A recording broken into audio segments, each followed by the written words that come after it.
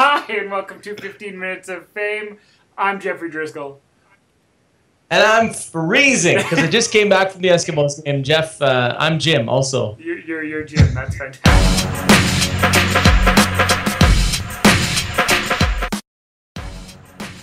Yeah. Well, let's talk about it, Jim. You were at the Edmonton Eskimos game. What did you think? It was cold, man. It was freezing. Yeah. And, you know, people might say, hey, Jim, it was only like -3. But you weren't there, okay? So you don't know know what we went through out there. No, it was cool. I was up in the high. I was up in the high section. It was windy up there. Yeah, Walking home from the game, there was no wind. Surprise, surprise. But you know what? The Eskimos played great. They did what they had to do to shut the Calgary Stampeders defense down, and that's the biggest thing. I mean, if the Eskimos are able to kind of take control of a game, they're a team that can win, and they're going to have a tough test ahead with the BC Lions. Yeah, we're going to see how that goes with the BC Lions. But back to Calgary, I mean, it's the second quarter points, and TSN showed a thing. I know you were at the game, so you were cold, but the TSN showed a thing where it said, you know, we get the Eskimos get the most points in the second quarter, and that turned out to be how we did it and how they won. So I think that's and it's big plays on defense too. Yeah, huge plays on defense. Oh, Munoz, big number plays 54. on defense. Drew Tate drops the ball, which, wow, that was just, that wasn't even forced. He just dropped the ball. Munoz picks it up and stumbles. He's going like this, you know. He's like, I'm on the defense. I'm so tired. Yes, you say it wasn't forced. It was cold out, man. I don't think he had mitts on. I had mitts on. I was freezing. Totally. But no, you know what? I think we said in weeks past that if the Eskimos defense can play their game and can step up and take charge of the other team, then the Eskimos have a great shot of winning. And Bowman had a great game. Barnes caught a touchdown pass. Like they have the weapons to win these games. Just they need a full team effort, and they got it on Sunday. The O-line looked good too. Gave Ricky Ray loads of time. I know he was sacked twice in a row once during the game. That being said, for a lot of the game, he was given just crazy amounts of time. Two guys, Patrick Kabongo and Gordon Hines, the friends of the show, they did well today. Friends of the show. Friends of the show, no big deal. Friends of the show. But they did fantastic today. It was great to see. So. And if people don't believe that they're friends of the show, they can go to our Facebook page and they can see that they're friends of the show. Absolutely. So there. So didn't you and Gord, weren't you at the pub a few weeks back there? We bump into each other every now and then. Oh yeah. Right. How about that other big game in the CFL on Sunday? A shootout between Hamilton and Montreal. That was when I left for the Eskimos game. It was 37-37 and it ended up 50-something to 40-something. And I hope that's not Anthony Calvillo's final game. Yeah, went into overtime, and what a way to finish. Too bad for Calvillo, though, but, it's got to end someplace. Yeah, after seeing them get spanked by BC in their final game of the regular season, I wasn't very confident that they were going to come out on top in this one. Yeah, exactly. But Hamilton, it's nice to see Hamilton have a bit of success finally, because they've had a bit of a tough stretch. Forever. Absolutely. Let's go, as we often do, Jim, to hockey, where the big story last week was the 1-3-1. If you don't know what I'm talking about, Tampa didn't forecheck Tampa Bay, and Philly didn't leave its own end. It looked like they were making fun of Tampa. What the heck happened there, Jim? You know, that was one of these cases where you got two coaches playing different systems, and it was one team trying to show the other team. I don't know what actually that was, but what I didn't like was that it was people saying, oh, Tampa shouldn't play that. Philly shouldn't stand in their own end, man. Absolutely. If you can't get around a 1-3-1, I know it's they plug up the middle, but isn't this the NHL? Yeah, totally. And there's ways to get through this. It's not Edmonton Men's League. It's not Edmonton Men's League, where they don't ever play at 1-3-1. Well, not on purpose, anyways. Yeah, that's right. But the talent they have on the Philadelphia Flyers, you're telling me they can't get around a team that's not forechecking? Give me a break. Agreed. But it seemed like everyone was putting the onus on Tampa Bay to forecheck. Yeah. No, that's not. Either way, it's fine. It's But apparently it's going to be something that's discussed in the GM meetings. Myself, I think this is way overblown. I think it's fine. Yeah. It's boring hockey. I hope the Edmonton Oilers never, ever, ever, ever play that way. But that's life. Those are the rules. You know what, though? You say that. Yeah. But say the Edmonton Oilers are guarding the lead. Yeah. Or, you know, it's like... Oh, yeah. Granted that when this happened in the Tampa Bay Philly game, it was 0-0. Yeah. So it was kind of like... What the hell's going on here? Yeah, no. But, you know, I mean, they were just sort of... they were stating their game plan, and Philly was kind of responding by saying, okay, well... And what I loved was they whistled it on the first time, and they said, you have to be moving the puck. Right. So the second time, the guy just skated around back and forth. Then they whistled it down again, and...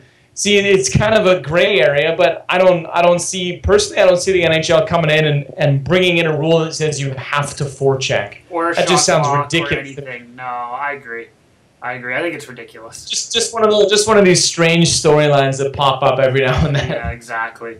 Milan Lucic smoked Buffalo goaltender Ryan Miller on Saturday night after Miller ventured out of his crease, way out of his crease, to get a puck. Yeah. A big scrap ensued. What did Miller have to say? Captain America goaltender, Captain, the American Hope goaltender. What did he have to say afterwards?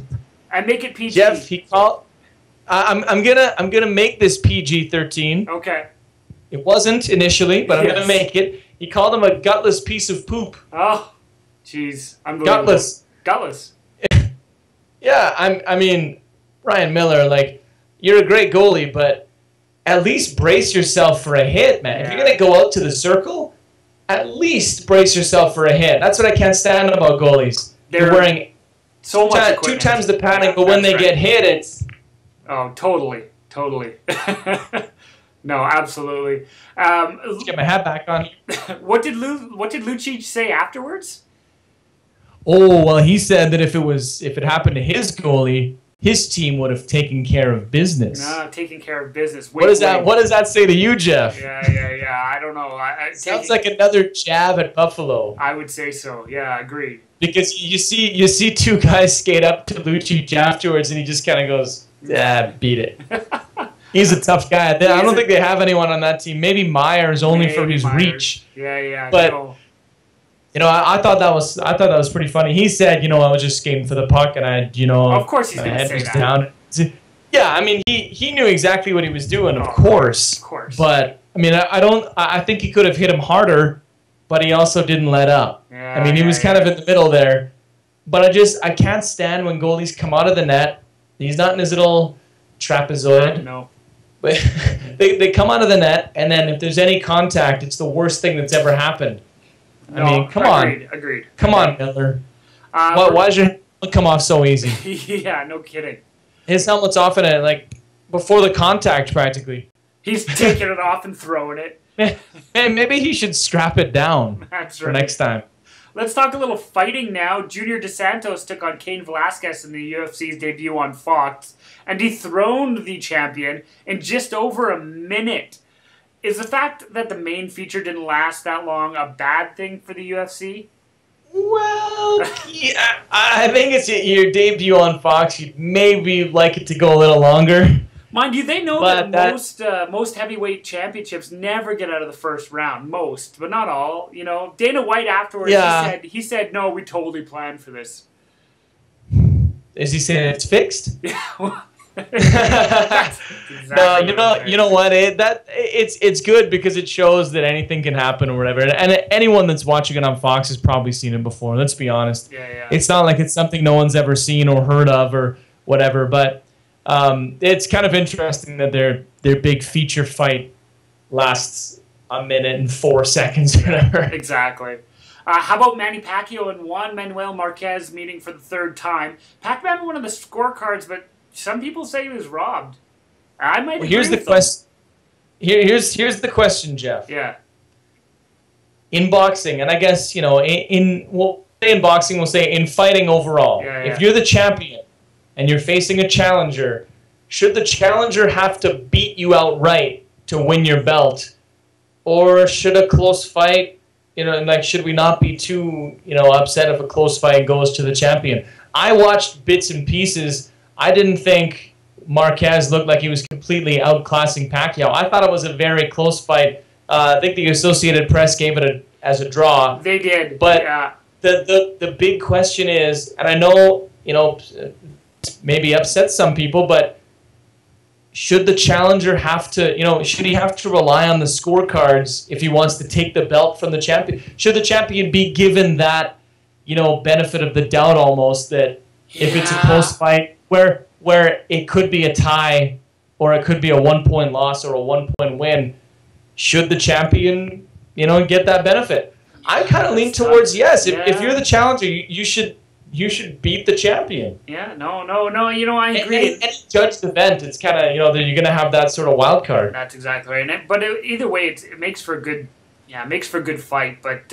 Marquez, he was angry. Boy, he was angry after the fight. And, And I don't think he was out. I don't think Pacquiao was outclassed either. I agree. So maybe, you got to beat the championship. It's like when a quarterback throws the ball, just to go back to football for a second, and the receiver grabs it at the same time as the defensive player grabs it.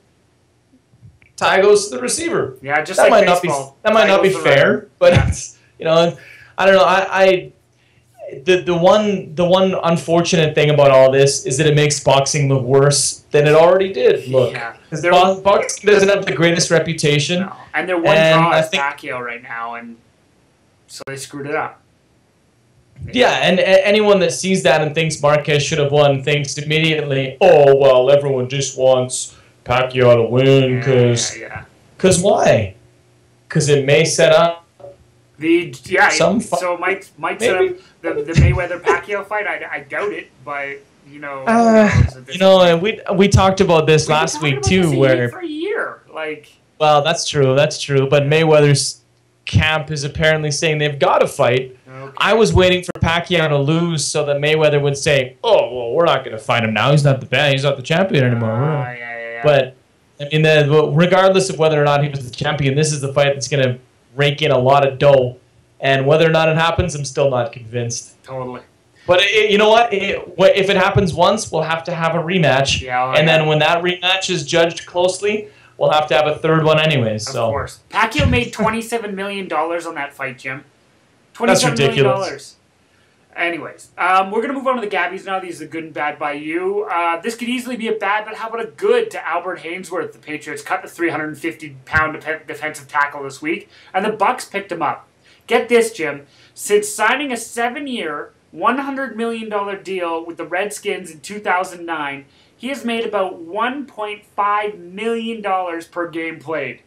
Amazing. Come on, man. I wish I could. Speaking of guys who are making a ton of money doing... Oh, my goodness. Is that us? Jeff, tons of money? we love... What's that? Are we making tons of money? Is that us? Are you going to lead into that? No, yeah. Yeah, sure. Yeah. I don't know about, metric tons, but, I guess it's all relative. It is. Sorry. We love records here on 15 Minutes of Fame, Jeff, and give a nod to Garrett McNamara, who now holds the record for the biggest wave ever surfed. 90 feet in Portugal, which myself I find absolutely terrifying. I find surfing at all terrifying. Have you ever surfed, Jeff? I have. Spent some time in Australia, 3 months surfing pretty much every day, except for I couldn't get up on my board. So, no, let's say that I wasn't actually surfing. I was just sitting out on my board in the ocean. I also spent some time in Australia and also tried to surf. Not so much. And I wouldn't call myself as... Yeah, the thought of a 90-foot wave... No kidding. No. Unbelievable. Just count me out. Exactly. I don't want to know anything about it. Good this week to Venezuelan police who managed to locate and rescue Washington Nationals catcher Wilson Ramos late last week. He was kidnapped at gunpoint earlier in the week, and there were rumors early on Friday that he had been found dead. So this is absolutely good that he was found. Good for him. Hopefully it's his last trip home. Yeah, exactly. Because I don't think I'd go back home after that. No. How about a bad to the KHL and Vityaz Chekhov coach Andrei Nazarov? He was suspended for 2 games for grabbing a hockey stick. Yeah. Which seems like a natural thing to do if you're a hockey coach. But trying to smash some fans in the stands behind you? usually frowned upon, maybe a little more than 2 games, but usually frowned upon. He gave him the old up yours sign before leaving the ice. He says the fans were spitting on him. Jeff, the K in KHL must stand for classy. Classy, absolutely. Maybe. We're going to give a bad to the hundreds of Penn State students. We're going to give one bad here. This whole story is bad. We didn't hit it in the rundown. We're going to hit it. We're going to hit it now with the GABBYs. But this whole situation is bad. But we're going to give a bad specifically to the hundreds of Penn State students who went on a bit of a rampage on Wednesday night after learning that longtime coach Joe Paterno had been fired. Some students even tipped over a news truck. Here's the thing, Jim, and I don't. Do you think any of these students even understood why Paterno was fired? You know, judging by the scene that we all saw there, I'm going to say no. Yeah, because they looked like idiots. They did look like idiots. Because, I mean, be a little more sensitive to what's going on. Absolutely. Even if they're only allegations at this point. You know, why are you protesting like that? Are you just blind Penn State supporters? I don't know. When I saw that, I couldn't believe what I was seeing and reading. Tipping over a news van, man, like, come on. Totally. The guy had a good run. The guy had a pretty good run. Yeah. Yeah. Finally, Jeff, a bad to whoever it was that stole the bike of former NBA center Shawn Bradley. Now, Bradley is 7'6", so it's a frame that's about 50% bigger than your average bike. Not sure if it would be maybe another 7'6" person stealing it, but you wouldn't think they'd be very incognito in doing so. I'm kind of wondering maybe someone stole it and like melted it down or something. Maybe it was worth the only use a regular person would have for it. Well, I figure what happened is actually 2 people stole the bike. You got one who's driving up top and one riding the pedals with the hands. That's what's happening right there. Or maybe someone from old-fashioned times came back and thought it was one of the bikes that they used to have with the big front wheel, and they're like, "Oh, that's my bike." That's absolutely no, it's not. You know, you're a 7'6" guy. Someone steals your bike. It's a bit of a hassle. I would say so. Agreed. What are you going to stick that at the back of your truck? Anyways, you're right. What kind of truck are you driving? Yeah, exactly. We're going to move on to the punchline. This week we're focusing on a disastrous sequence for John Daly. John Daly of the horrible swing but monstrous drives at the Australian Open on Thursday. On the par 5 11th hole, Daly hit 7 balls, Jim, into the water, which were all the balls he had with him. And what do you think he did next, Jeff? If you answered walked off the course, you're absolutely right. There's the punchline. He just said, you know what? I'm out of balls. I'm done. I'm finished. Yeah. I'll see you guys later. Forget it. Which is a reasonable response. Yeah, that's... Yeah. I'm out. Okay. Waved to everybody on the way out. Well, folks, we went over... It would have been better if he swam away. Yeah, it really would have been. He's a big boy. I don't know if that would have worked as well. Folks, this was a fun one. We went way over our 15 minutes of fame, but that's what we do because, you know, we're that famous. So join us again next week when we get a whole new 15 or more minutes of fame. In the meantime, I'm Jeffrey Driscoll. And I'm Jim Kerr. Have a good week, folks.